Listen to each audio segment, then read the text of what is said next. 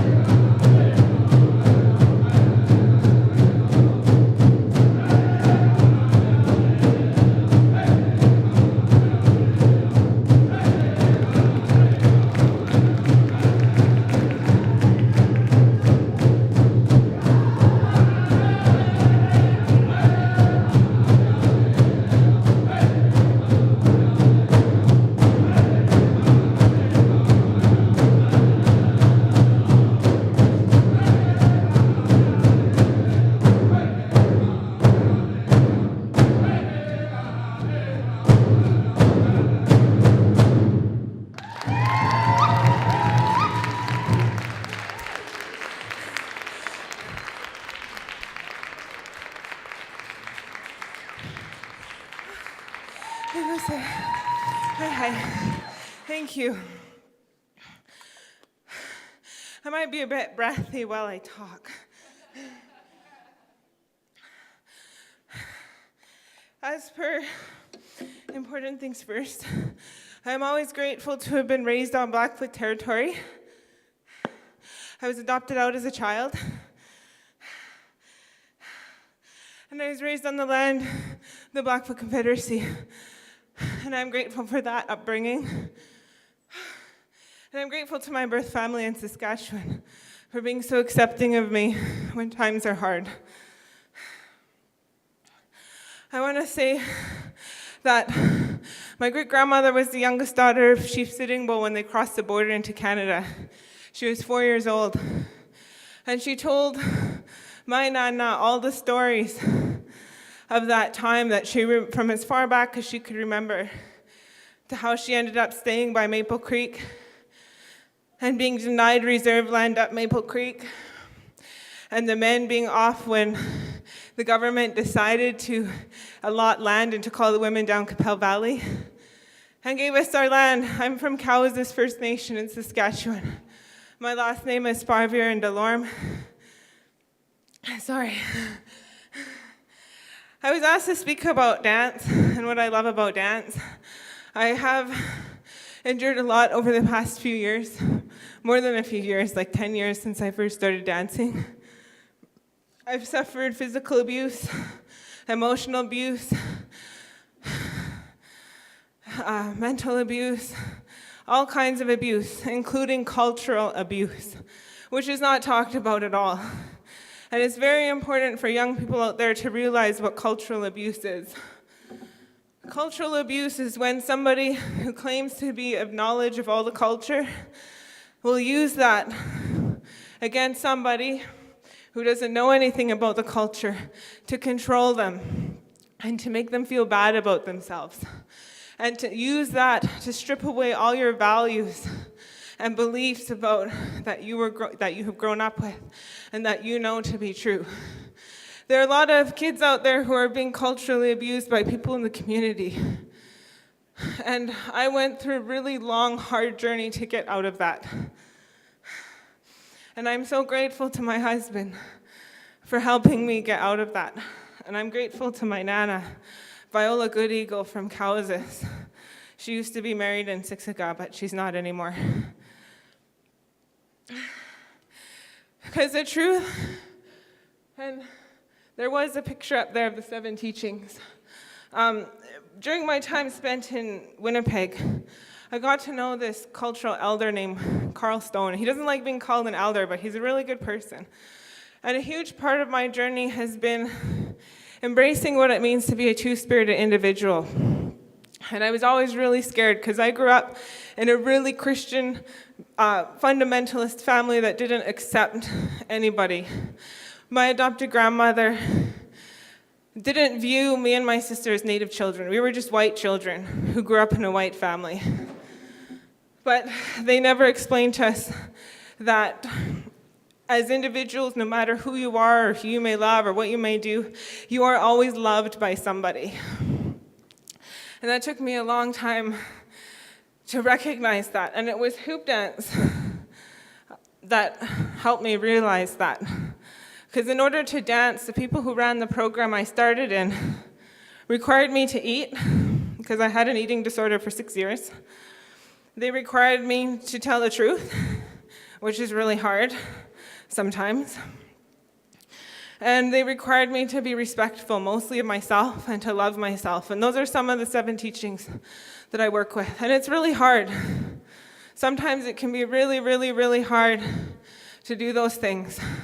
And I know from personal experience that it's really hard to do that. And sometimes you have to struggle. But there'll always be at least one person out there who supports you. No matter if it's not your family, because my family didn't support me. Maybe it's not your friends, because I had friends who didn't support me. Maybe it's that one person when you walk into an agency and they're there for you. Or maybe it's just somebody on the street that turns out to be your best friend, like mine. I forget, dancing. So dancing is an art form that's really hard to sustain, and I've had a lot of struggles, especially in the past year, keeping dancing. I guess had all these opportunities to go amazing places, but the only thing that I live for is that communion between myself and Creator, or God, or however you want to call it, universe, that happens when I dance. It's the same thing for people who write, or people who act, or people who run for a living, like our long-distance runners. Or maybe it's when they're beading, or making soup, cooking, whatever their passion is. That moment of communion happens when you're doing something that you love. And sometimes doing what you love is really, really hard. And sometimes the world seems like it's against you. And part of that path is forgiveness. I'm trying to put a lot in here, but it's really important. Forgiveness is really hard. I have trouble forgiving people for things, really bad things that they've done to me. But that only makes you really sick inside. And I'm still trying to forgive some people for what they did to me. But that takes time. That doesn't mean to forget what they did or to reconcile and be best friends right away. It means to let it go and realize that you don't have to go there again. You've tried that, and now you can go this way. Forgiveness is really hard.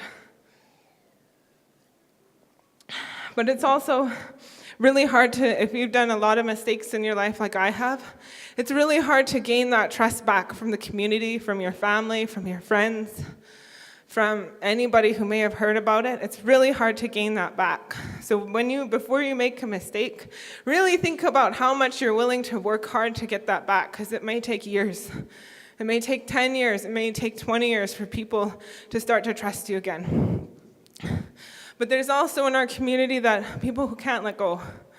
And one of the elders back home, where I lived in Manitoba, had the medicine wheel teachings. And I used to think the medicine wheel was something kind of corny that was made up. But I'm starting to realize that the medicine wheel has a lot of really good teachings. And my dance, I have some of those teachings, like the turtle and the butterfly and transformation. And sometimes I do, there's the eagle, which is love, and all this other stuff. But the journey, if you end up in that one side, you have to work really hard to get back to the other side, which is where your true spirit is meant to be. But it can take one small thing for you to fall back, because it takes a lot of time for people to trust you and to build that up again, and it can be gone in an instant. So as human beings, we have to be really follow that truth in ourselves, and it's really hard, really hard. But you can do it. There's lots of people, these stories today that were shared that proves that it's possible. It just takes a lot of faith and strength and knowing that there's one person out there at least who loves you and cares about you. And I say happy Mother's Day to all those wonderful mothers out there. And I wish a happy Mother's Day to my own mother who gave me up when I was just born. And I always wish her that. And that's been one of my lessons to learn, is being adopted. But I think I'm blabbing. So I'm going to say thank you again. Thank you. I'm truly grateful to be here, and sorry for talking so much.